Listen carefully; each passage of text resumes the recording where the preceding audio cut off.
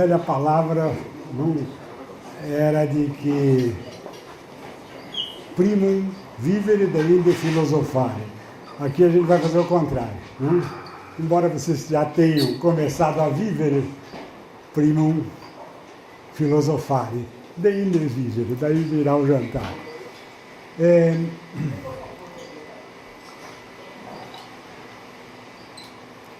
O tema desse seminário é a privacidade. Eu espero que nós não estejamos aqui invadindo a privacidade de ninguém, na medida que os convidamos todos a falar e a falar com toda a liberdade. Eu gostaria de deixar bem claro que isso está sendo gravado. A editora Atlas, do Grupo GEM, depois coloca num site que se chama Seminários da Feiticeira. Esse é o 12º seminário. Mas se alguém tiver algum problema, sempre poderá ser editado, certo? Portanto, se sintam à vontade de falar o que quiser e depois a gente pode editar e fazer os devidos cortes, se for o caso, para que a privacidade não entre no mundo da transparência. O nosso tema de seminário é privacidade existe ainda? Quando a gente pensa na existência da privacidade, a primeira ideia que nos vem à cabeça é de que nós estaríamos falando de algo. Se existe ainda, se algo existe e que se chama privacidade. E, além do mais, há na pergunta um certo modo de fazer um juízo valorativo, porque quando a gente pergunta, existe ainda, a questão que aparece aí por detrás é, e se não existe, nós perdemos alguma coisa? A questão é óbvia, está aí por detrás. O problema é saber o que é isso, privacidade. Talvez nós tenhamos todos uma definição intuitiva, cada um de nós sabe pelo menos o que é a sua privacidade e vai se sentir ofendido se ela for devassada. Mas quando a gente faz a pergunta genericamente do que se trata, talvez seja um pouco mais complicada a resposta em sentido de um conceito geral.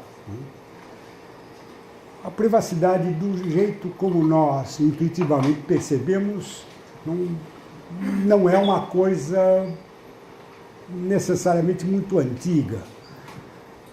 Desde a antiguidade a gente sabe que as discussões em torno do público, do privado, são uma constante. Os gregos falavam disso, pelo menos na história ocidental, os gregos falavam disso.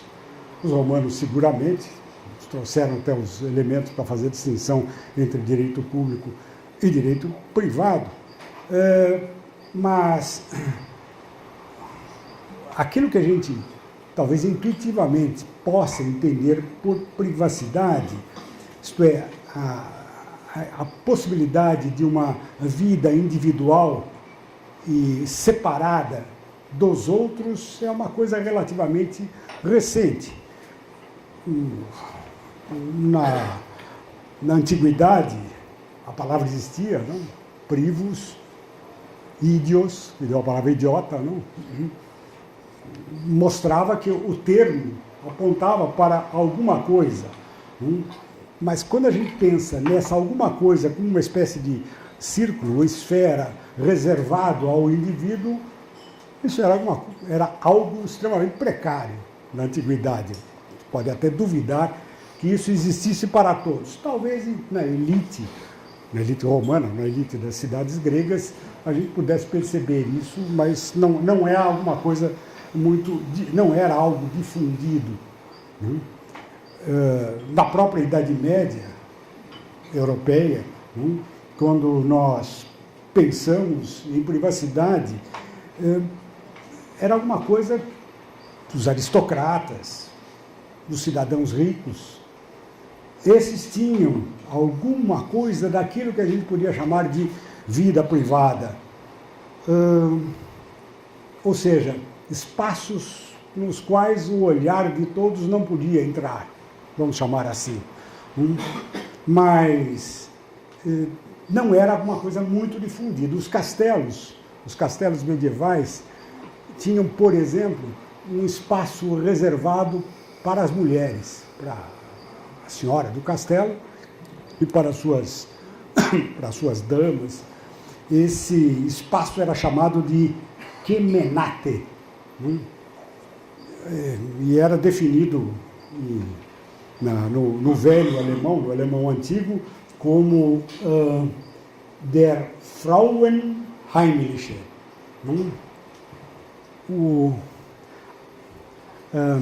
a morada das mulheres, vamos dizer assim. Aliás, muito curioso que a expressão alemã Heim, de onde vem Heimlich, que significa a casa, a morada, é a mesma expressão para secreto, segredo. Então, esse espaço das mulheres era um espaço reservado. Por assim dizer, os homens não entravam lá. Mas isso nos castelos, porque a vida do resto do povo não tinha nada disso. A grande maioria, os servos de gleba, tinham que compartilhar tudo, compartilhavam, se houvesse, o mesmo quarto, e muitas vezes eram todos obrigados a compartilhar a mesma cama.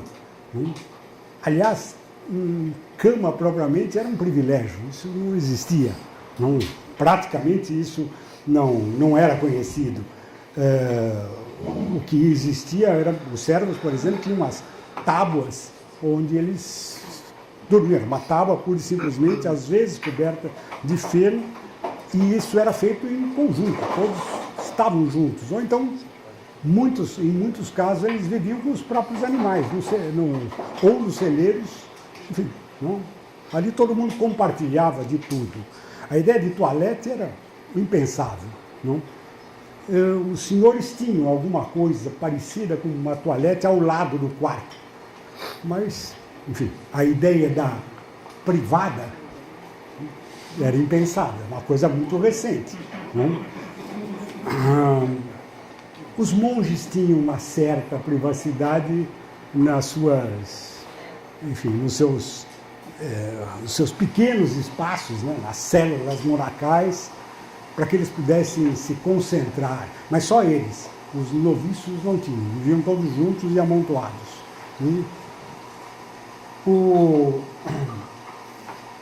Entre nós, aqui no Brasil, a gente sabe que as casas grandes, elas acolhiam todos ao mesmo tempo. Os visitantes ficavam todos na sala de jantar, naquelas pequenas entrâncias cobertas por uma cortina, que eram as alcovas, o lugar que deu o nome para as alcoviteiras. Você convidava alguém para ficar ali atrás, numa forma que talvez hoje a gente achasse promíscua, propriamente dito. A ideia da privacidade é uma ideia moderna. Ela começou a se desenvolver na era moderna, e mesmo assim muito lentamente. A gente sabe que, por exemplo, me ocorre Balzac, em um dos seus textos, não vou me lembrar agora qual deles, ele descreve uma conversa de duas senhoras da elite nobre da França, uma conversando com a outra e falando de um casal de gente que ia se casar, burgueses, e as nobres fofocando dizem uma para a outra: imagine que eles têm um quarto só para os dois. O que significava que na nobreza cada um tinha o seu. Isso no século XIX. Mas os burgueses começaram com essa ideia, e elas dizem: que horror! E uma até fala: e na mesma cama, eles dormem na mesma cama. Ou seja, o Balzac deixa bem claro que isso é uma ideia burguesa, em oposição à da elite da nobreza. Bom, a primeira pergunta que se pode fazer nesse caso, do ponto de vista de um filósofo, é o que significa privacidade? Privacidade é um desses tantos substantivos que terminam em -ade, e que causa o maior problema. Não? Liberdade, verdade. Não? É difícil você definir o que é privacidade. Claro, vem de privativo, privos, mas o que significa isso nesse grau de abstração? A palavra existe em português, curiosamente, os alemães que adoram esses substantivos não derivados de adjetivos e ditos abstratos, não? No linguajar comum do alemão não é tão usado. Eu até pedi a um amigo meu alemão que me mandasse um texto para esse seminário e eu falei para ele em alemão privacidade e ele me respondeu, esfera privada, Privatsphäre, não? Que é alguma coisa muito mais concreta. Não? A ideia de uma esfera, também é um pouco difícil de imaginar, mas esfera privada, essa é a expressão alemã. A expressão forte, nesse sentido abstrato, forte no sentido de que ela tem uma carga muito pregnante, a gente encontra, na verdade, no inglês. Não? O inglês tem essa carga forte na sua expressão. O vocábulo inglês, privacy, é uma expressão forte para nos dar uma pista do que a gente esteja falando nesse mundo moderno no qual a gente vive. Não? Quando alguém diz, I want my privacy, não está querendo dizer alguma coisa muito concreta, mas não indica substantivamente algo. Não? I want my privacy não quer significar necessariamente eu quero ficar dentro do meu quarto, talvez signifique não me perturbe, não fique em cima de mim, portanto mostra muito mais algo que nós poderíamos dizer como sendo uma relação e não propriamente uma substância. Não? A privacidade tem a ver com relações nesse sentido. Aliás, é muito curioso que na Suprema Corte americana, quando eles enfrentaram o problema da privacy, ficou bastante clara a percepção de que privacy não tinha a ver nada com propriedade. Não? Ou seja, o direito à privacy não significava direito à propriedade. Portanto, a domínio, não era isso. Privacy tinha a ver com liberdade. Isso nas decisões da Suprema Corte americana. Portanto, com um tipo de relação. Liberdade é, de novo, uma dessas expressões difíceis de ser definidas e tem, propriamente, mais um sentido relacional. Pois bem, a Suprema Corte definiu privacy mais voltada para esse dado da exclusão de terceiros, dessa resistência a uma intromissão, por assim dizer. Essa visão jurídica, ela passou, no Brasil, ela passou principalmente para o direito penal. Entrou largamente dentro no direito penal e o livro do Paulo José da Costa, a tese dele sobre a intimidade e privacidade, mostra bem isso. Não? Nós estamos falando de liberdade, e não provavelmente de propriedade, não tem nada a ver com propriedade. Bom, nesse sentido, não? Quando a gente pensa na privacidade como um termo que aponta para uma relação e não propriamente para uma substância, não? Talvez valha a pena fazer uma observação justamente em referência à privacy americana. A privacy é alguma coisa constante na cultura americana, não? E é tão forte na cultura americana que a gente pode até fazer uma inferência e entender por que lá eles, ao contrário de nós, as casas não têm propriamente muros, não? Elas são mais ou menos, cada um sabe até onde começa o seu e onde começa o do outro, mas não há propriamente muro. Essa cultura de colocar muros e separar um do outro não é bem deles. Daí esse culto à privacy, que, no entanto, mesmo dentro da cultura americana, nos mostra para um outro lado muito curioso, que é uma certa percepção, desde o tempo dos puritanos, não? Da Nova Inglaterra, não? Que olhavam aquele sujeito que, digamos, exagerava na sua privacy e se isolava como um sujeito estranho, esquisito. Isso também existe. O que mostra que na concepção de privacy havia uma certa ambiguidade, vamos chamar assim. De um lado, algo valorado positivamente, mas de outro lado, algo valorado negativamente. Enfiar-se e fechar-se dentro da sua privacy também não era algo bem visto. Justamente esse movimento ambíguo é que me chama a atenção e que eu gostaria de, sobre ele, fazer uma reflexão.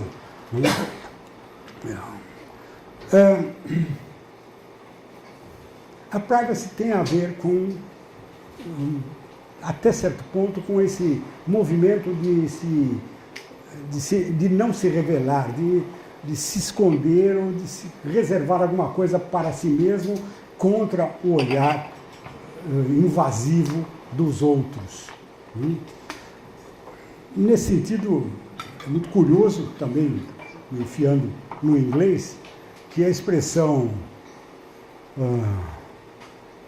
para aquele vidro da janela opaco, que existia na Inglaterra, para as casas do primeiro andar que davam diretamente para a rua, em inglês até hoje se chama jealous glass.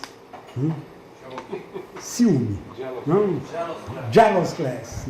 O vidro do ciúme. O vidro do ciúme. Jealous glass. Aliás, o francês também não fica muito longe disso. Se a gente pensar bem, persiana em francês é jalousie, que também é a mesma palavra para ciúme. E aqui entra um pouquinho, talvez, uma pista para a gente pensar nessa ambiguidade de, ao mesmo tempo, valorizar a privacy, o privé, e, ao mesmo tempo, olhar isso com uma certa estranheza.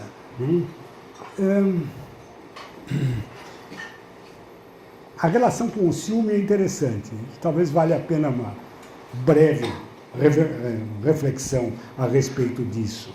O que é o ciúme? Vou ler um amontoado de textos do Dostoiévski e os irmãos Karamazov. Otelo, diz Dostoiévski, Otelo não é ciumento, é um crédulo. Observava Pushkin. Precisava ser assulado, incitado, atiçado com esforços extraordinários para que só assim se apercebesse da traição. Não é assim o verdadeiro ciumento. Isso é Dostoiévski. De coração elevado, de amor puro, cheios de abnegação, ciumentos podem, ao mesmo tempo, esconder-se debaixo de mesas, subornar diaristas torpes e acomodar-se à mais indecente sordidez da espionagem e da escuta atrás das portas. Os ciumentos são os primeiros a perdoar, e isso todas as mulheres sabem. O ciumento pode e é capaz de perdoar depressa, demais. Claro, após uma terrível cena inicial. Se puder, ao mesmo tempo, asseverar-se de que isso aconteceu pela última vez. E que a partir desse momento seu rival desaparecerá e não voltará a aparecer. É claro que a conciliação acontecerá apenas por uma hora, porque mesmo que seu rival tenha desaparecido realmente, amanhã mesmo ele inventará outro, um novo, e voltará a ter ciúmes. Dostoiévski é fantástico, mas ele põe um pouquinho o dedo na nossa questão. Ciúmes tem alguma coisa a ver com privacy, com essa privacidade? Você não quer que o outro se aproxime, fica inquieto quando ele se aproxima. De certo modo, o ciúme é um sentimento que estruturalmente envolve três figuras. Para haver ciúme precisa haver três.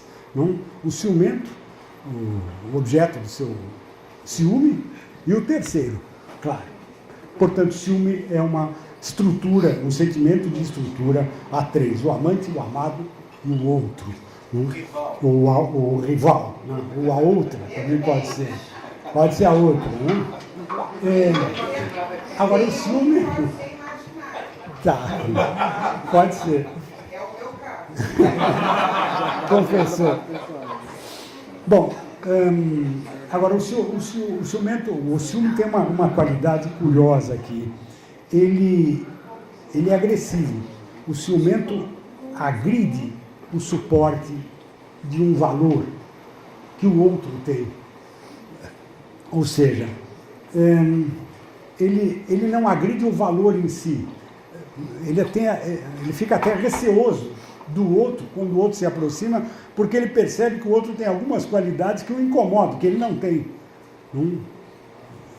O ciúme, nesse sentido, mostra insegurança daquele que o tem.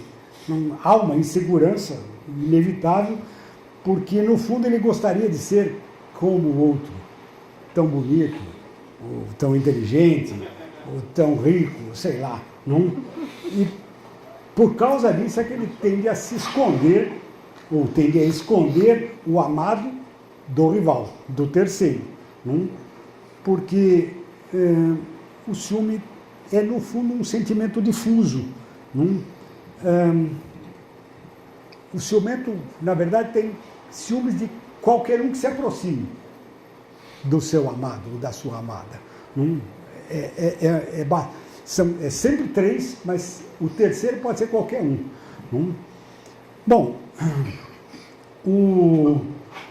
o ciumento, nesse sentido, ele, curiosamente, ele não esconde o seu ciúme. O ciumento faz questão de mostrar que ele é ciumento. E agride, ostensivamente, o outro. E, nesse sentido, apesar de haver uma relação que nos fizesse pensar em algo como privacidade, me esconder, de me fechar ao olhar do outro, talvez a gente tenha que reconhecer aqui,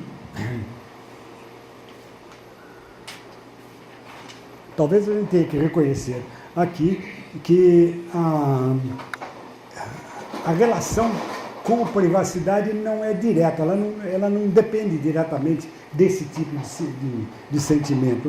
Não é o ciúme que nos leva a essa situação.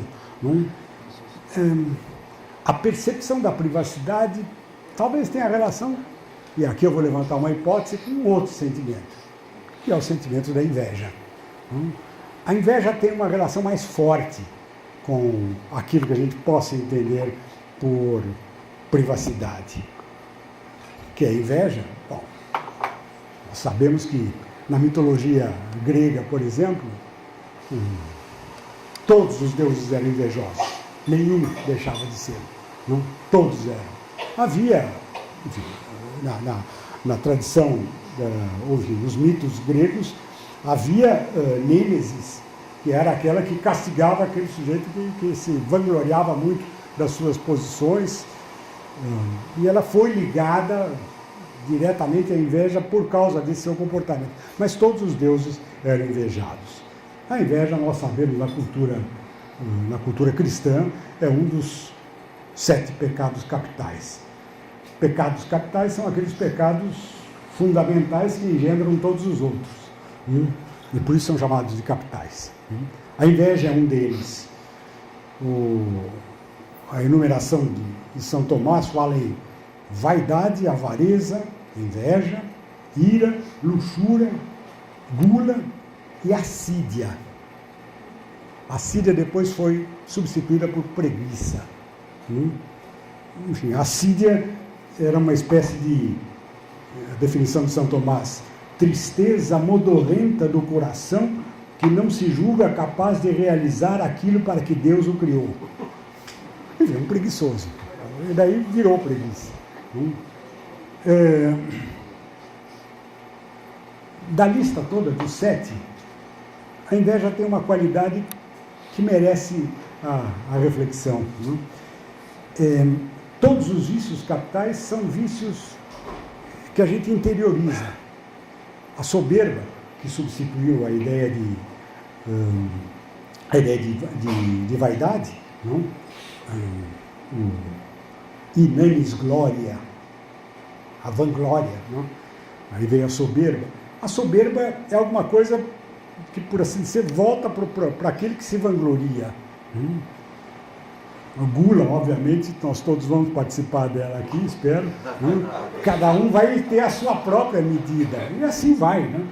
E mesmo, sei lá, a cobiça, parece que se dirige a alguma coisa externa, ela se dirige a coisas externas, a objetos, não a pessoas, salvo quando você transforma o sujeito em objeto, e daí não cobiçar a mulher do próximo, ou o homem da próxima. Não? Mas mesmo assim é algo ligado a um objeto. Não? Por que eu estou insistindo nisso? Porque nesse rol, propriamente, só a inveja é um sentimento, um pecado capital, que se dirige diretamente a outra pessoa. Talvez a intuição vá dizer a cada um de vocês, não é bem assim. Eu tenho inveja de alguma coisa nele ou nela. Na verdade, isso é aquilo que a gente poderia chamar de o estímulo da inveja, mas não é inveja mesmo. A inveja pode ser estimulada, mas o direcionamento da inveja é o outro, diretamente. Você inveja a outra pessoa, estimulada por certas condições, mas você inveja a outra pessoa.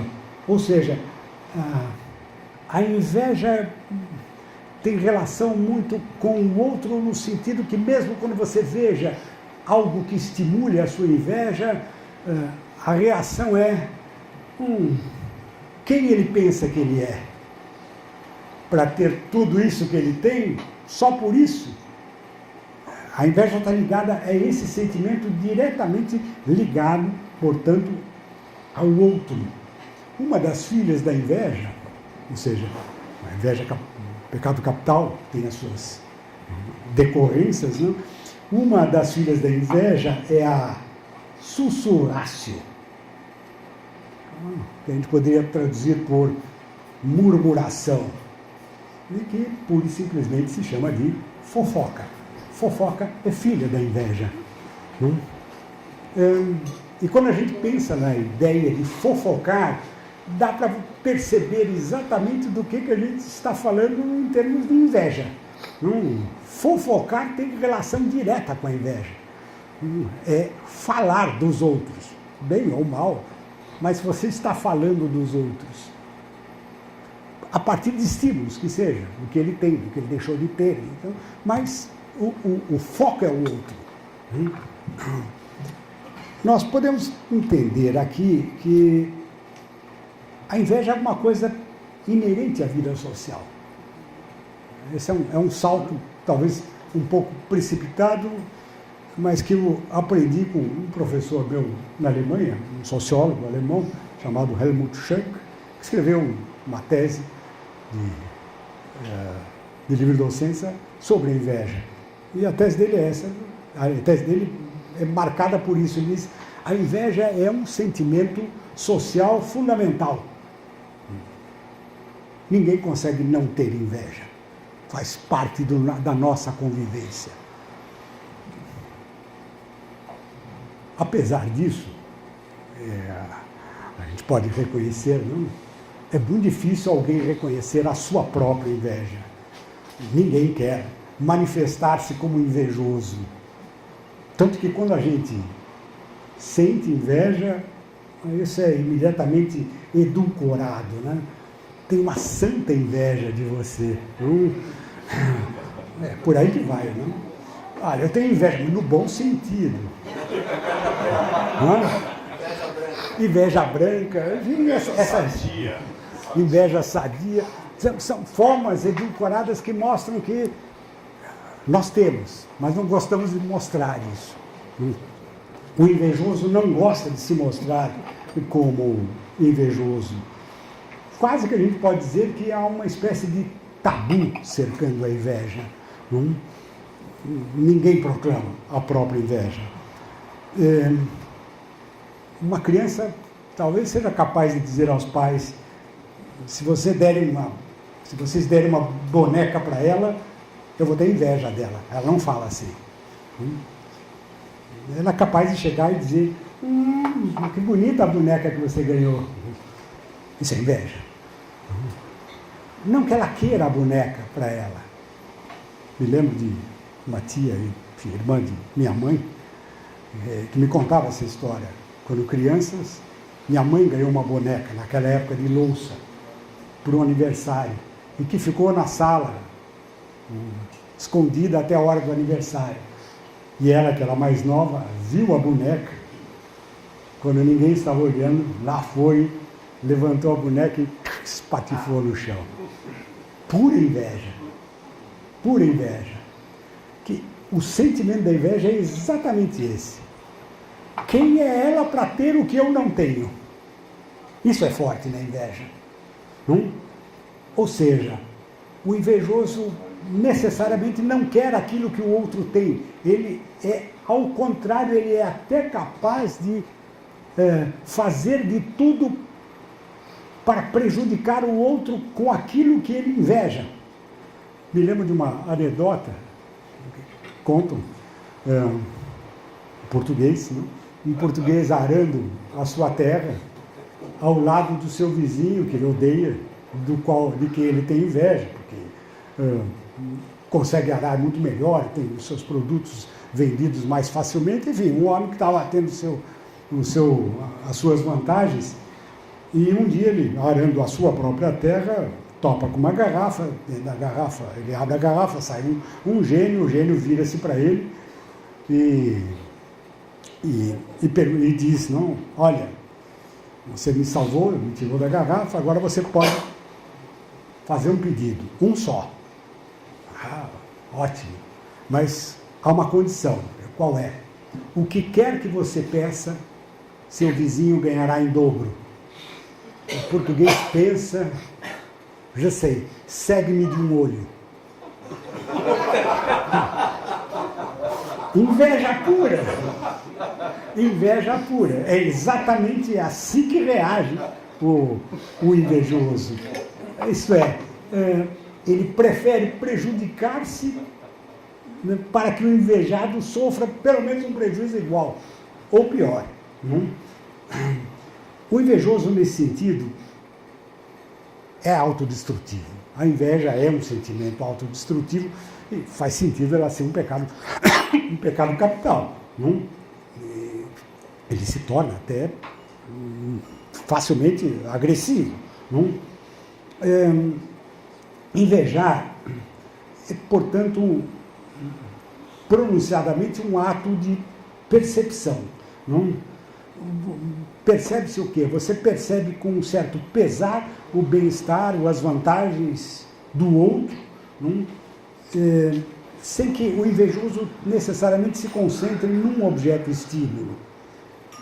Quando ele tem inveja do sujeito, não importa o que seja, não? Quais sejam os seus objetos estímulo. Não? Na verdade, o invejoso, ele inveja o outro, não? E vai alternando os objetos, o estímulo. Não? E nesse sentido, é que é muito difícil você eliminar a inveja. Você pode até tentar eliminar a inveja acabando com os objetos de estímulo. E pode imaginar, se o objeto de estímulo é, sei lá, a propriedade, vamos acabar com ela. A propriedade privada, acabe-se com a propriedade privada. O Schuck, no livro dele, estuda os kibbutz em Israel. Ele fez um estudo interessante, mostrando que lá havia, em boa parte, uma espécie de eliminação dos estímulos. E os estudos que ele fez mostram que, ainda assim, a inveja existia.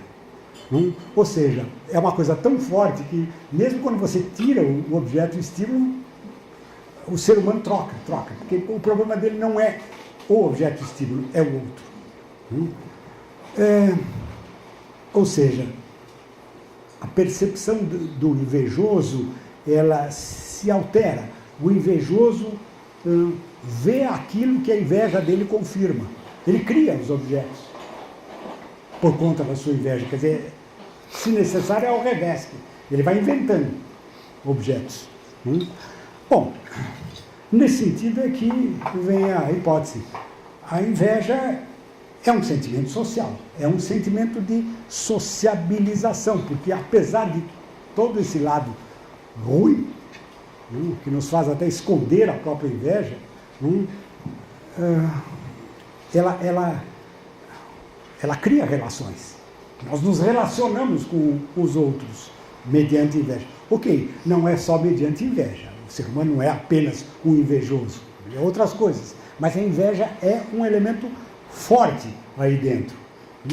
E por essa razão é que a gente pode entender que, por conta da inveja, no relacionamento humano, comecem a aparecer uma série de bloqueios, proteções.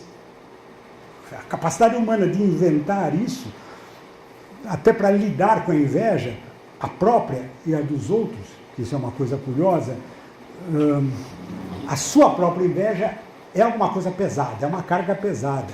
Mas se alguma coisa que nós não conseguimos tolerar é a inveja dos outros em relação a nós. Isso é insuportável. Daí a gente pode imaginar que uma série desses bloqueios e dessas proteções possam ter surgido.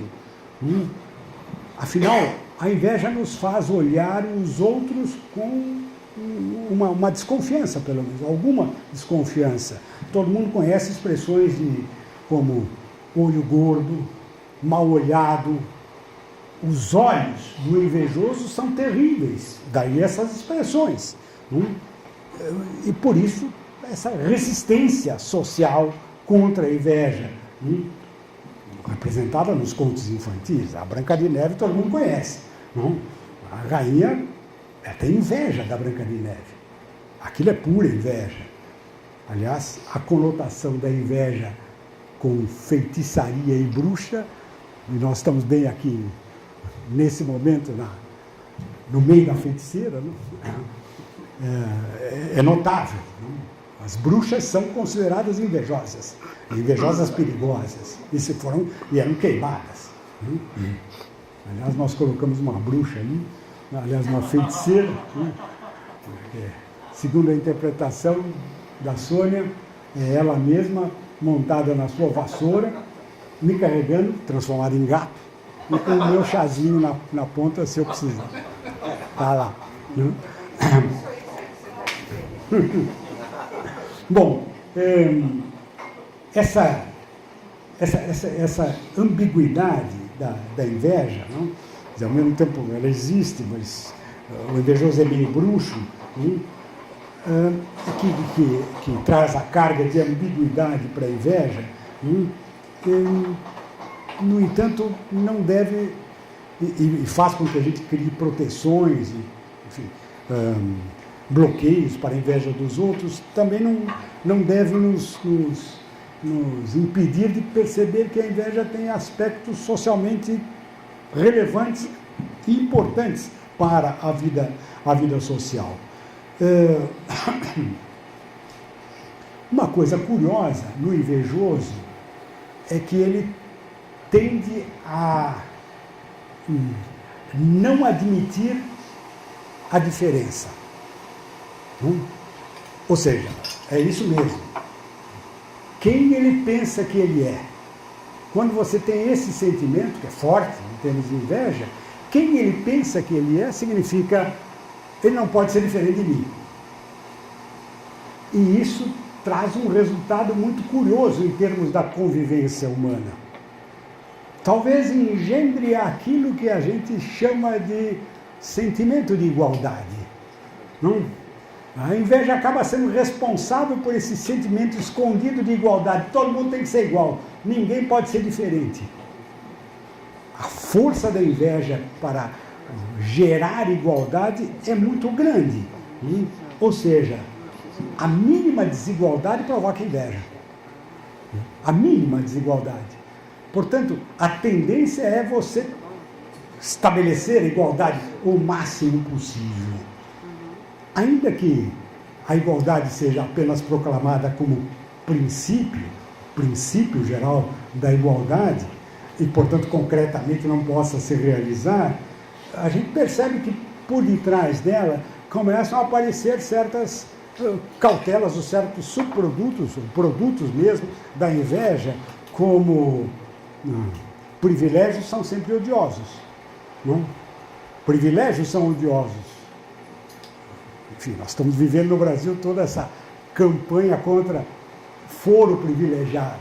Tem muito de inveja aí dentro. Eu não estou fazendo um juízo de valor, não estou dizendo nem que seja bom ou seja mal, mas tem muito de inveja.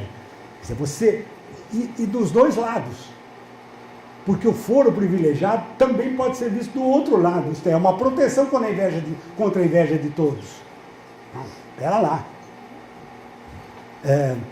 Esse jogo duplo da inveja é muito curioso.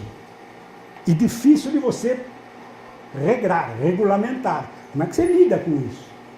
Até pouco tempo atrás, ninguém falava. Se for o privilegiado, óbvio. Agora, de repente, acendeu socialmente uma revolta contra isso.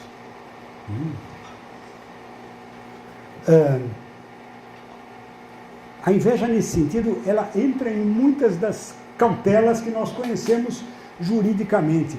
Uma delas é muito curiosa. A inveja pode explicar, nesse sentido, a figura do denunciante, ou do delator, se quiser. Por que alguém que nada tem a ver com aquilo é capaz de chegar e falar, não, eu vi, foi ele.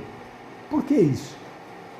Talvez esteja escondido aí esse sentimento na direção da igualdade. Se ele não pode roubar, isto é, se eu não posso roubar, ele também não pode. É forte isso, em termos de sentimento. É claro que nenhuma explicação jurídica vai colocar todos os seus méritos numa explicação dessa. Apenas estou provocando para a gente pensar um pouquinho nessa situação muito curiosa a que a inveja nos leva. Ou seja, nós quase que poderíamos dizer, talvez com certo exagero, que a justiça criminal, a justiça pública, de modo geral, ela precisa da inveja latente de todos contra todos, senão ela não consegue se estabelecer. Faz parte do nosso sentimento humano social. Explica a figura do denunciante, explica a delação, mas ela explica, talvez, e fortemente, de um modo mais geral, a igualdade. Essa inveja, a inveja do denunciante, Bacon, o filósofo, chamou de inveja pública ou inveja positiva. O Bacon percebeu isso e disse, não, olha, realmente, isso é muito importante para a vida. O invejoso é uma figura importante. Isso é uma inveja no sentido positivo. E ela tem uma função na vida social, que é uma função de controle. É óbvio, não? É por aí que vem o controle de todos em cima de cada um. E as proteções que cada um cria em relação a esse inevitável olhar de todos. Dá para a gente entender, por consequência, por que você, de repente, começa a estabelecer certos círculos ou certas situações onde o outro não entra. Sigilo bancário? Por quê? Por que você não pode mostrar para todo mundo quanto dinheiro você tem? Não, segredo comercial, isso é importante para o desenvolvimento. São formas, de novo, edulcoradas de você lidar com a inveja. O sigilo tributário? Por que não mostrar para todo mundo quanto cada um ganha? E a gente percebe esse jogo forte de você abrir esses espaços fechados, quando você percebe movimentos do tipo, Funcionário público tem que declarar. Tem que mostrar todos os seus bens, tem que dizer quanto ganha, pelo menos esses, porque são pagos pela comunidade e tal. O jogo da inveja, em termos de você quebrar aquele círculo, aquela esfera de privacidade, é muito forte. E daí vem a habilidade do legislador de tentar temperar isso, até onde eu vou e até onde eu posso ir. Nesse sentido, embora a gente não possa derivar diretamente a noção de justiça da noção de inveja, há uma relação entre ambos. Sem dúvida que há. Eu não estou dizendo que justiça é inveja, mas que justiça tem alguma coisa a ver com inveja, tem. Não deixa de ser, seja a justiça como virtude, seja a justiça vista como um ideal, seja o que for. Ela não deixa de ser uma forma elaborada de você pensar mecanismos para lidar com a inveja. De todos contra um, de um contra todos. Ou de um contra o outro. Você vai lidando com isso.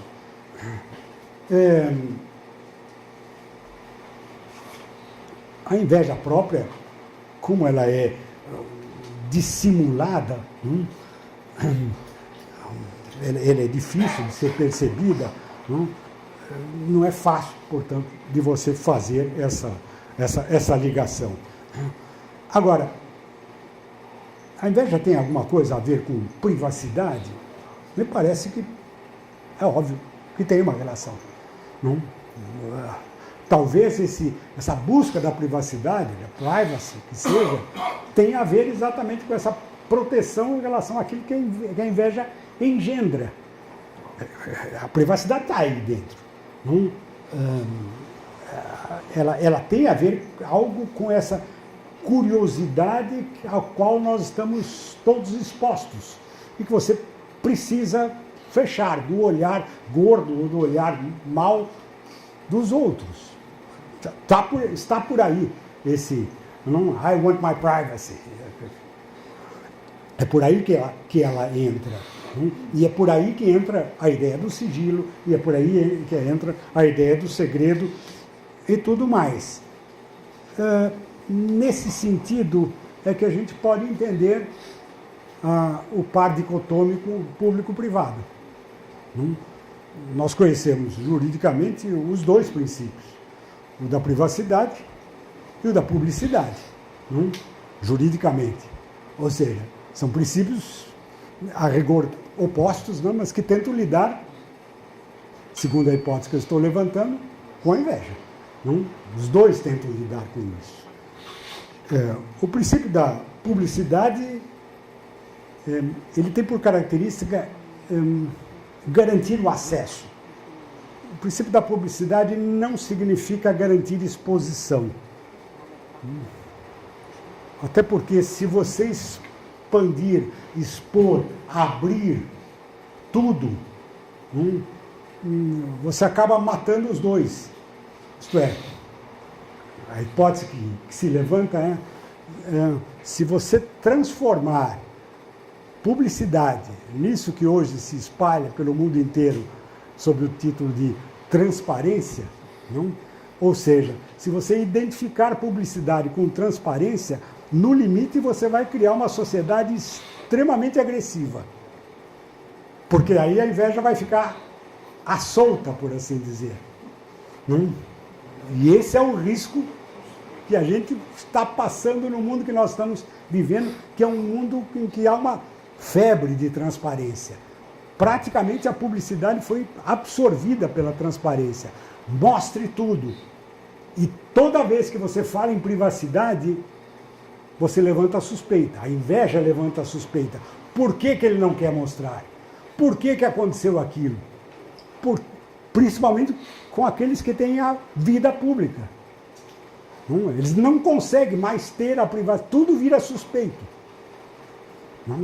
E esse instrumento fantástico de lidar com a inveja de todos, chamado mídia, ou impressa, ou televisiva, alimenta isso fortemente. Faz questão de transparecer tudo. E quando você faz isso, isto é, absorve a publicidade pela transparência, a inveja fica solta. Fica difícil você lidar com ela. As regulações se tornam frágeis. Eu estou levantando uma hipótese, que depois nós vamos discutir a partir de amanhã, talvez mais intensamente. Mas essa é uma hipótese. Porque, se a gente pensar bem, aquilo que a gente chama de vida pública, e, portanto, publicidade, é uma vida de aparência. Aliás, Hannah Arendt diz isso muito bem, não?